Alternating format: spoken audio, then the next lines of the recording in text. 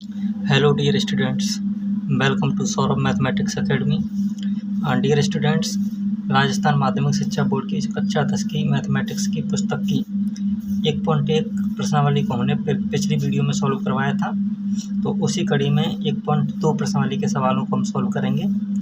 चलिए देखते हैं किस किस तरह के इसके सवाल हैं। चलो देखते हैं पहला सवाल। तो डियर स्टूडेंट्स, जो पहला सवाल है वो कहता है कि √5 को एक अपरिमेय संख्या सिद्ध करो, यानी कि सिद्ध करना है कि √5 एक अपरिमेय संख्या है। तो डियर स्टूडेंट, हम इसको विरोधाभासी मेथड से यानी कि कॉन्ट्राडिक्शन मेथड से प्रूव करने का प्रयास करेंगे। चलिए देखते हैं। तो सबसे पहले हम मान लेंगे कि ये जो √5 है ये एक परिमेय संख्या है। क्या है? हम इसका उल्टा मानेंगे। जो अपरिमेय दर का है तो उसको हम परिमेय मानेंगे और हम यह साबित करेंगे अंत में कि हमने जो माना था वो गलत है। तो सबसे पहले क्या करते हैं कि माना √5 एक परिमेय संख्या है। ओके, तो डियर स्टूडेंट, जब हमने इसको √5 को एक परिमेय संख्या मान लिया है तो इसका मतलब क्या हुआ? इसका मतलब ये हुआ कि जो हमारा √5 है इसको हम दो ऐसे पूर्णांकों के रूप में लिख सकते हैं जो सहभाज्य हों, और वो मान लीजिए कैसे हैं, ए और बी। यानी कि √5 को जब हमने इसको परिमेय मान लिया है तो कोई भी परिमेय संख्या को ए और बी के रूप में दो ऐसे सहभाज्य संख्याओं के रूप में लिख सकते हैं जिनका भाग करने पर √5 आई। तो चलिए ये हमारा हो जाएगा इक्वेशन नंबर फर्स्ट, मान लेते हैं इसको। तो देखो जहाँ पर ये जो हमने ए और बी जो माने हैं ये क्या हैं? ये आपस में सहअभाज्य संख्या हैं। सहअभाज्य, सहभाज्य यानी कि इंग्लिश में कोप्राइम जिनको बोलते हैं। इसका मतलब यह है कि ए और बी में एक के अलावा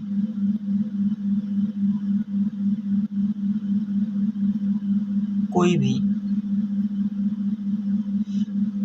उभयनिष्ठ या फिर कॉमन गुणनखंड नहीं है। ओके, यानी कि ए और बी कैसी हैं? Coprime number. इनमें कोई भी कॉमन फैक्टर्स नहीं है। जैसे कि मान लीजिए जैसे कि 5,9, इसमें भी कोई कॉमन फैक्टर्स नहीं है। और जैसे कि 4,25, इस तरह से जिनमें कोई भी ऐसी संख्या नहीं हो जिससे इसमें भी भाग चला जाए इसमें भी भाग चला जाए, उन संख्याओं को बोलते हैं सहभाज्य संख्या यानी कि कोप्राइम नंबर। चलिए अब देखिए, हमने ए और बी को सहभाज्य संख्या मान लिया। क्यों मान लिया? क्योंकि √5 को हमने क्या मान रखा है? एक परिमेय संख्या है, तो इसको इस तरह से लिख सकते हैं। चलिए अब देखिए, √5 को हमने इस तरह से लिख दिया, तो अब इसको मैं इस तरह से लिख दूँ, क्रॉस मल्टीप्लाई कर दें तो √5 × b हो जाएगा इक्वल टू a। ओके, अब चलिए अब मैं इसका दोनों साइड में स्क्वायर कर देता हूँ, तो ये हो जाएगा हमारा 5b² equal to a²। Okay, चलिए इसको मैं इक्वेशन 1 मान लेता हूँ। चलिए अब डियर स्टूडेंट, ध्यान से देखिए कि ये जो हमारा साइड है 5b², क्या इसको मैं 5 से डिवाइड कर सकता हूँ? तो आप बोलोगे कर सकते हो। क्यों कर सकते हैं? क्योंकि देखो इसमें 5 जो है एक फैक्टर्स के रूप में यानी कि गुणनखंड है, यानी कि इसमें 5 से भाग चला जाएगा। तो देखो जब इसमें 5 से भाग जा सकता है तो ये इसके इक्वल है, ये दोनों इक्वल है, तो इसमें जा सकता है तो इसमें भी जाना चाहिए। तो इस तरह से हम लिख सकते हैं कि चूँकि 5b², 5 देखो एक अभाज्य संख्या है, 5 से विभाज्य है, अतः a² भी 5 से विभाज्य होगा। ओके, यानी कि a² 5 से विभाज्य है। a² किससे विभाज्य है? 5 से। तो साथियों, हमारी जो एक गणित की महत्वपूर्ण जो प्रमेय है जिसका नाम है अंकगणित की आधारभूत प्रमेय, तो वो ये कहती है कि अगर किसी संख्या के स्क्वायर में किसी अभाज्य संख्या से भाग जा रहा है तो उस संख्या में भी, यानी कि मान लीजिए हमारा 16 है, इसमें हमारा 2 से भाग जा रहा है, 2 अभाज्य संख्या है, तो इस 16 के वर्गमूल में, यानी कि ये हमारा a² है, तो हमारा a क्या हो जाएगा? 4। तो 4 में भी 2 से भाग जाएगा। देखिए 2 से जाएगा नहीं जाएगा, 4 में 2 बार जाएगा। तो इसका मतलब है हमारी अंकगणित की आधारभूत प्रमेय कहती है कि किसी संख्या के स्क्वायर में अगर किसी अभाज्य संख्या से भाग जा रहा है तो उस संख्या में भी उस संख्या से भाग जाएगा, अभाज्य संख्या से। यानी कि ए स्क्वायर में जब 5 से भाग जा रहा है तो ये 5 से भाग जा रहा है तो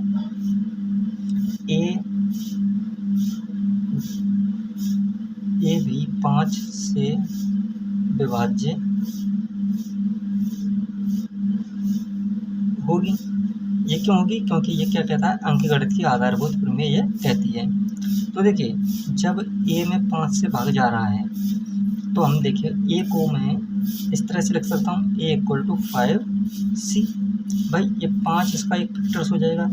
तो जैसे भाई मान लीजिए 15 है, 15 में 3 से भाग जा रहा है तो मैं 15 को इस तरह से लिख सकता हूँ ना, 3 क्रॉस 5।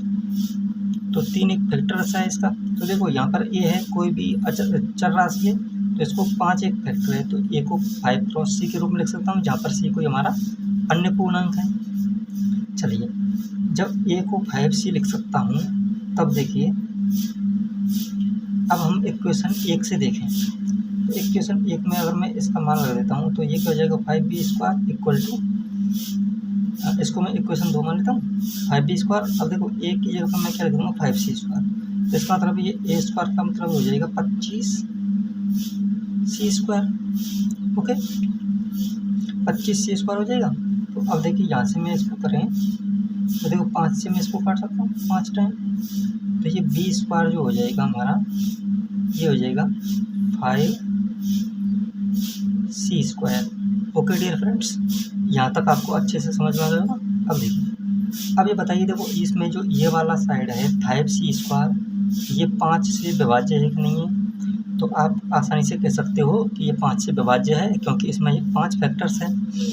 तो जब ये 5 से विभाज्य है और ये दोनों इक्वल हैं तो ये भी तो 5 से विभाज्य होगी, यानी कि b² भी 5 से विभाज्य होगी। अब b² भी जब 5 से विभाज्य है तो अंकगणित की आधारभूत प्रमेय के अनुसार b भी 5 से विभाज्य होगी। तब b जो है ये भी 5 से विभाज्य होगा। तो इसका मतलब क्या हुआ, अब मैं b को भी तो इस तरह से लिख सकता हूँ 5 इंटू कोई और दूसरा पूर्णांक मान लीजिए। जब हमने यहाँ पर c मान लिया तो इसको यहाँ पर d मान लेते हैं। तो मैं b को क्या लिख सकता हूँ, 5 इंटू d। तो इसको मैं इक्वेशन 2 मान लेता हूँ। चलिए तो डियर स्टूडेंट, अब देखने की कोशिश कीजिए। देखो ये ए का जो वैल्यू हमारा मान लीजिए कितना निकला, a इक्वल टू 5c, और b का जो निकला a इक्वल टू 5d। तो अब देखिए मैंने शुरू में क्या माना था, समझने की कोशिश कीजिए। शुरू में हमने माना था कि a और b सहअभाज्य संख्याएं हैं, यानी कि इसका मतलब क्या था, मैंने लिखा है कि a और b में एक के अलावा कोई भी कॉमन गुणनखंड नहीं है। लेकिन देखिए यहाँ पर क्या निकल कर आ रहा है, a और b में देखिए ये तो हमारा 5c है और ये हमारा 5d है। इन दोनों में मैं देखूँ तो देखिए 5 जो है ये 5 इसमें भी है, इसमें भी, यानी कि a b में 5 जो है ये कॉमन गुणनखंड निकल कर आ रहा है, कॉमन गुणनखंड है।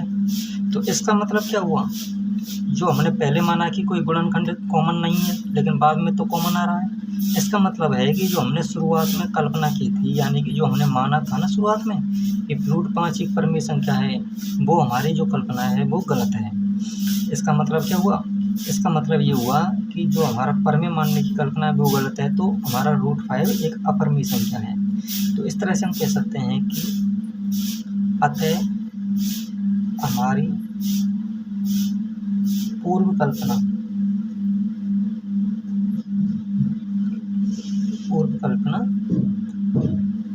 गलत है। तब √5 एक परिमेय संख्या है, परिमेय संख्या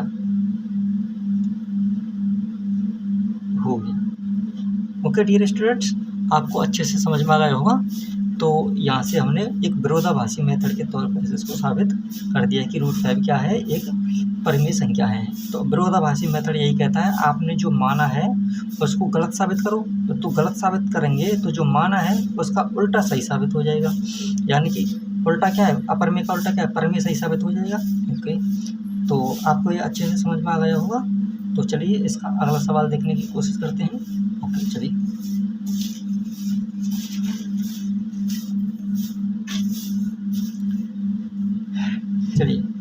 एक पॉइंट का जो क्वेश्चन नंबर है 2 है वो करते हैं इसको। तो देखो ये कहता है कि सिद्ध कीजिए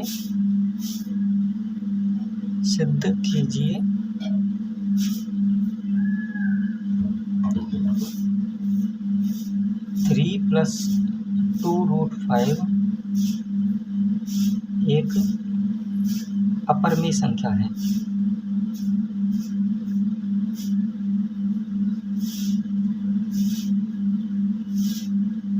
ओके, चलिए हम इसको सॉल्व करने का प्रयास करते हैं।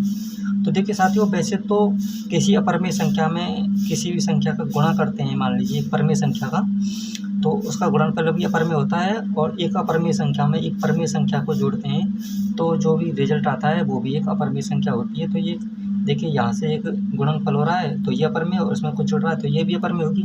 लेकिन हम इसको प्रूव करके देखेंगे कि ये होता कैसे है। चलिए, तो डियर स्टूडेंट, हम वही जो पिछले बार जो माना था हमने क्वेश्चन फर्स्ट में विरोधाभासी मेथड, उसी की तरह से हम इसको करेंगे। तो चलिए, तो हम मान लेते हैं सबसे पहले कि √3 + √2 जो है ये परिमेय संख्या है। तो चलिए लिखते हैं, माना 3 + 2√5 एक परिमेय संख्या है। तो देखिए, जब आपने देखा ही होगा कि परिमेय संख्याएं भी होती हैं जिनको P/Q के रूप में लिखा जा सकता है, जो आप 9वीं 8वीं में पढ़ कर आए होंगे।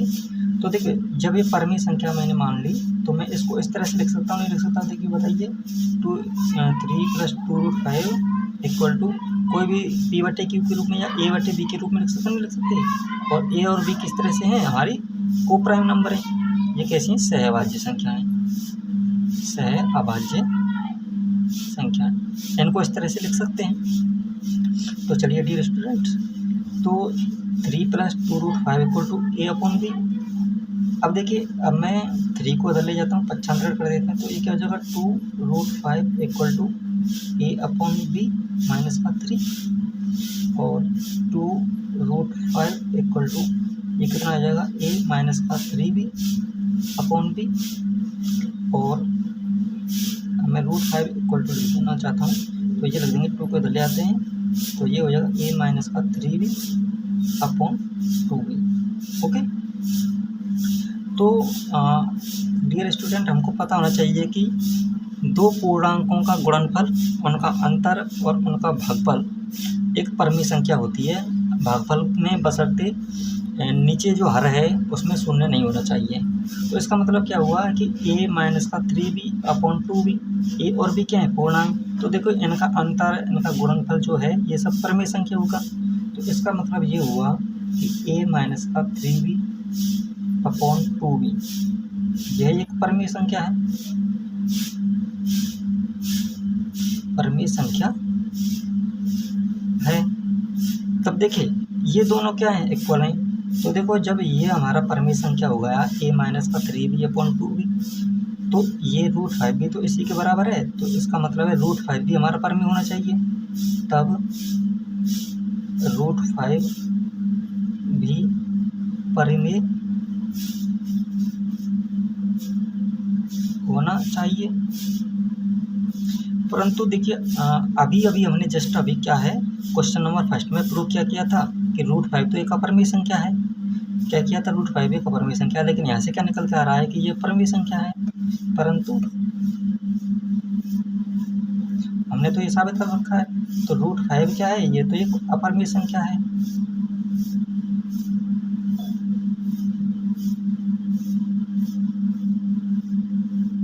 अब इसका मतलब ये हुआ कि हमने कहीं ना कहीं गलत कल्पना की है। तो तो हमने जो कल्पना की थी, हमने पहले शुरू में क्या कल्पना की थी, हमने कल्पना की थी कि ये एक परमेय संख्या है। तो ये जो हमारी कल्पना है ये गलत है। इसका अर्थ ये हुआ, इसका अर्थ क्या हुआ कि हमारी कल्पना गलत है, अतः ये एक परमेय संख्या होनी चाहिए। अतः हमारी पूर्व कल्पना क्या थी कि 3 + 2√5 एक परिमेय संख्या है,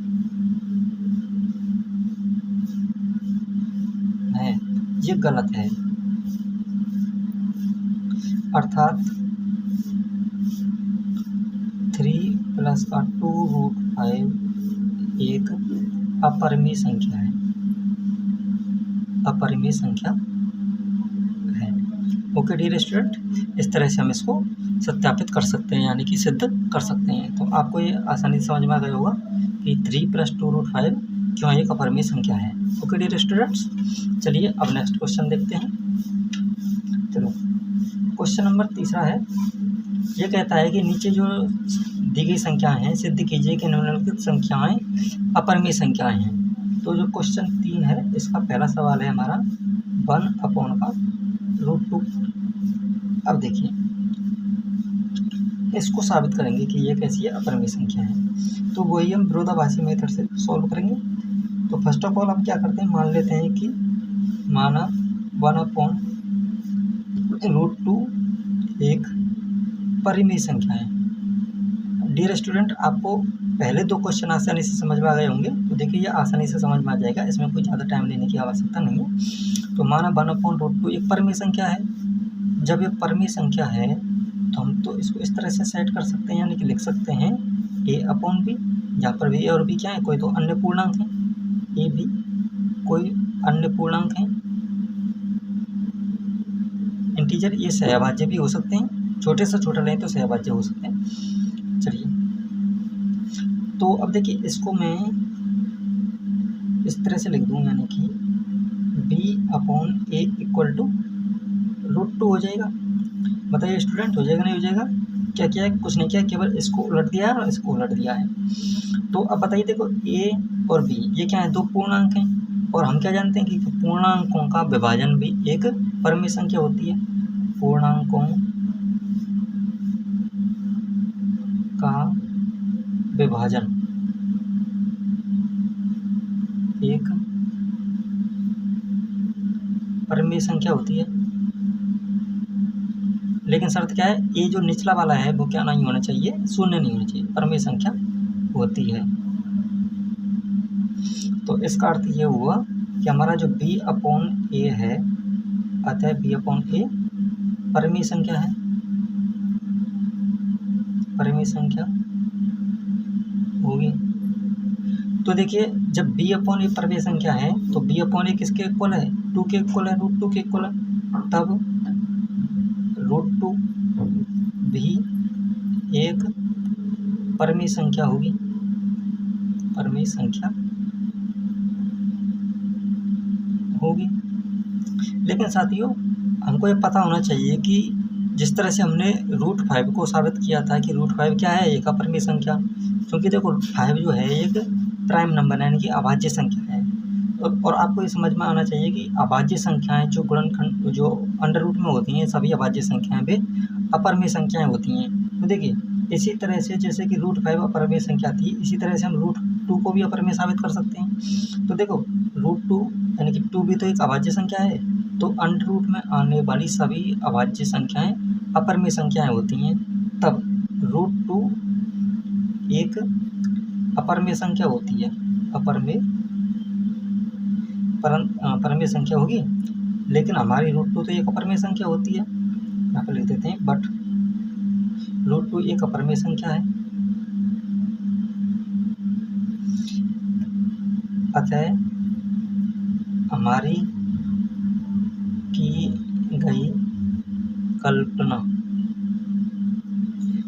गई कल्पना कौन सी कल्पना की, हमारी की गई कल्पना की 1/√2 अपरिमेय संख्या है।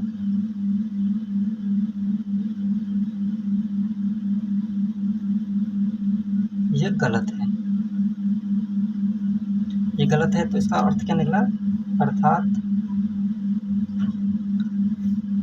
1/√2 एक अपरिमेय संख्या है, अपरिमेय संख्या है। ओके डियर स्टूडेंट्स, आपको ये आसानी से समझ में आ गया होगा। तो देखिए, ये तो हमने सत्यापित कर दिया, लेकिन आपको ये समझना होगा कि कोई भी दो अपरिमेय संख्याएं, कोई एक अपरिमेय संख्या है और एक परिमेय संख्या है, तो उनका गुणनफल, उनका योगफल, उनका अंतर और उनका विभाजन भी एक अपरिमेय संख्या होगी। तो देखिए, यहाँ पर हम समझने की कोशिश करें तो देखिए, एक तो हमारी क्या है, परिमेय संख्या है, और √2 क्या है, अपरिमेय संख्या। तो इनका विभाजन हो रहा है, तो ये भी हमारी 1/√2 टोटल कुल मिलाकर के एक अपरिमेय संख्या ही होगी। ओके, तो ये हमारा क्वेश्चन नंबर का पहला सही हो गया, यानी कि साबित कर दिया हमने। चलिए, इसके बाद हम क्वेश्चन नंबर का तीसरे का दूसरा देखते हैं। चलिए स्टूडेंट्स, क्वेश्चन नंबर 3 का दूसरा जो क्वेश्चन है वो है हमारा 7√5। इसको साबित करना है कि ये एक अपरिमेय संख्या है। तो देखिए, वही हमको प्रोसेस बार बार करनी है जो हमने पहले कर रखी है, यानी कि इसको पहले हम क्या मान लेंगे, एक परिमेय संख्या मानेंगे, इसको कॉन्ट्राडिक्शन से क्या कर देंगे, इसको गलत साबित करेंगे हमारी कल्पना को। जब हमारी कल्पना गलत साबित हो जाएगी तो ये अपरिमेय की बजाय परिमेय संख्या साबित हो जाएगी। तो मानेंगे, क्या मानेंगे कि 7√5 ये रैशनल नंबर, एक परिमेय संख्या है। Then we can write 7√5 as a/b। Okay dear students, हम a/b के रूप में लिख सकते हैं। यहाँ पर a और b क्या है, कोई अदर इंटीजर्स हैं। देन अब देखिए, मैं इसको इस तरह से लिख सकता हूँ, √5 = a/7b। ओके, जहाँ a/7b परिमेय संख्या है। अब परिमेय क्यों है बताइए, परिमेय इसलिए है क्योंकि a और b पूर्णांक हैं और साथ भी पूर्णांक है, तो पूर्णांकों का गुणनफल विभाजन जब जो भी होगा वो एक परिमेय संख्या होगी। तो ये परिमेय संख्या है। अब जब ये परिमेय संख्या है तो हमारा √5 भी परिमेय होगा। परंतु हमने तो प्रथम क्वेश्चन में ही, यानी कि 1.2 के प्रथम सवाल में ही ये साबित किया था कि √5 एक अपरिमेय संख्या है। √5 इज इरेशनल नंबर, एक अपरिमेय संख्या है, अपरिमेय संख्या है। तो इसका मतलब क्या निकला, तो इसका मतलब ये निकला, यहाँ से तो हमारा क्या आ रहा है, परिमेय आ रहा है। देखो, परिमेय हमारा तब आ रहा है जब हमने इसको इस तरह से माना है, लेकिन वास्तव में क्या होता है, √5 वास्तव में तो √5 एक अपरिमेय संख्या होती है। तो हम कह सकते हैं कि हमारी पहली कल्पना, यानी कि पूर्व में जो की गई कल्पना है, हमारी पहली कल्पना कि 7√5 परिमेय संख्या है, एक रैशनल नंबर है, परिमेय संख्या है, ये गलत है। क्या गलत है, हमारी जो ये कल्पना गलत है कि परिमेय संख्या है, यानी कि सही कल्पना क्या है, सही कल्पना अपरिमेय संख्या की होगी। तब 7√5 एक अपरिमेय संख्या होगी। ओके डियर स्टूडेंट्स, आपको ये आसानी से समझ में आ गया होगा। तो इस तरह से हम इसको प्रूव कर सकते हैं कि 7√5 एक अपरिमेय संख्या क्यों है। ओके, तो चलिए, ये क्वेश्चन नंबर 3 का लास्ट सवाल हो रहा है, इसको भी अभी सॉल्व कर लेते हैं। ये कहता है कि 6 प्लस का √2, इसको प्रूव करना है कि ये एक अपरिमेय संख्या है। तो चलिए, वही प्रोसेस हम बार बार करेंगे।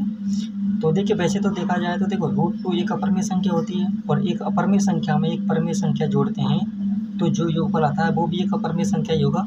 लेकिन इसको प्रूव कैसे करेंगे वो देख लेते हैं। तो इसको वही विरोधाभासी तरीके से मानेंगे कि 6 plus √2 is a rational number. Then we can write 6 plus √2 as a/b।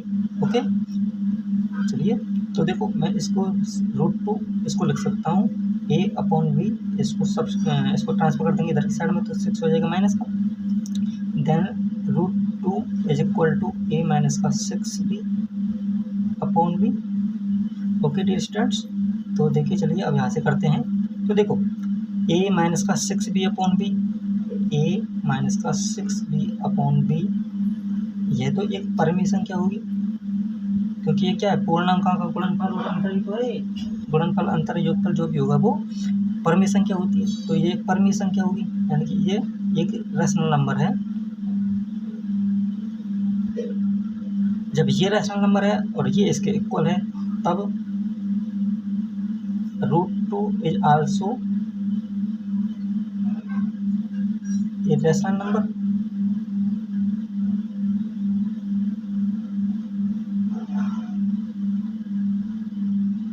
Okay, परंतु हम जानते हैं कि √2 एक परिमेय संख्या नहीं होती, बट वी नो दैट, परंतु हम जानते हैं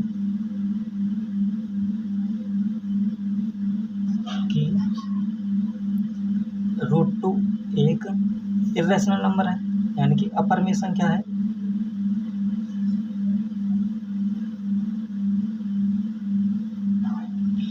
सो अवर इमेजिन जो थी, हमने जो फर्स्ट ऑफ ऑल इमेजिन किया था कि 6 + √2 एक रैशनल नंबर है, जो सॉरी रैशनल नंबर है, वो गलत है। तो अपरिमेय संख्या होनी चाहिए √2 एक, क्योंकि ये तो अपरिमेय संख्या होती है। तो हमारी कल्पना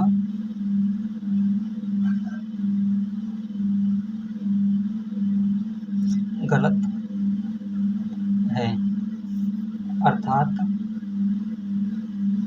6 + √2 एक अपरिमेय संख्या होगी। ओके डियर स्टूडेंट, तो इस तरह से हम इसको साबित कर सकते हैं कि 6 + √2 क्यों एक अपरिमेय संख्या होगी। तो डियर स्टूडेंट, आपकी कक्षा 10 की 1.1 हमने पिछली वीडियो में करवाई थी सॉल्व, और 1.2 के जो सवाल थे वो सभी के सभी सवाल हमने इसमें आज की वीडियो में करवा दिए हैं। अगर आप में से किसी ने 1.1 प्रश्नावली के सवालों को नहीं देखा है तो पिछली वीडियो जा करके देख सकते हैं। तो इस तरह से आपका 1.2 जो चैप्टर है वो ख़त्म हो चुका है, और संभव है 1.2 तक ही है इसमें आपकी पहली प्रश्नावली। तो डियर स्टूडेंट, आपको वीडियो अच्छी लगी हो, आपको कुछ कन्फ्यूजन आपके दूर हुए हों, या आपका भी कोई कन्फ्यूजन हो, तो कोई भी कमेंट करके पूछ सकते हो, और वीडियो को लाइक कमेंट करें, शेयर करें। आपके जो भी पढ़ने वाले हैं कक्षा 10वीं में, जो भी लोग पढ़ते हैं, रिश्तेदार, भाई बहन और पड़ोसी अड़ोसी, उनको बताएं, और ज़्यादा से ज़्यादा लाइक कमेंट करने की कोशिश करें। धन्यवाद।